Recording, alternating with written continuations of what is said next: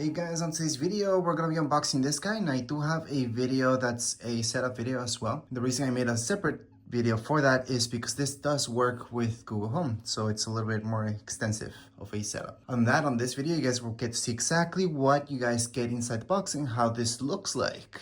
Anyways, let's just get started.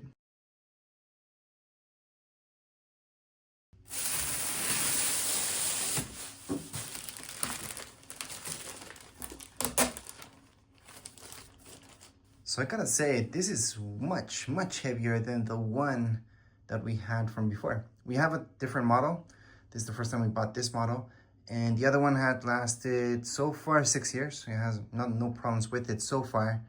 Now, that's why we bought this one, because we needed this one for another area of the basement. Another dehumidifier. Now right here, you guys can see the manual that we get with it. But again, if you guys watch my video, you guys can see how to set this up. So it is a little bit, I guess you could call it more tricky, since it does hook up with your Wi-Fi. And the other model that we had from before, it didn't. We just made it work with the buttons up there, and that's it. But it's definitely gonna be good to have it set up, so that way we get a notification once it's full and we need to empty out the tank. That would be great. Although they do last quite a bit, gotta say. Now I'm gonna do some close-up shots so you guys can see all the buttons. So you got auto, continuous, manual. You got our timer mode, power. We got clean filter. We got our fan, plus minus, auto, high, low, and empty bucket. Plus here, it's our Wi-Fi signal. Other than that, let's just take this out. I forgot to mention, you guys get instructions here as well. To get like a quick start on it. I gotta mention that it does have wheels. So let me just show you, well, not the wheels, here's the bucket. So we take it out from here. So here's the bucket part of it. You guys will be collecting water here. All right, so now I'm just gonna show you the back. So that's the back. Close that up again. And now here's the cable.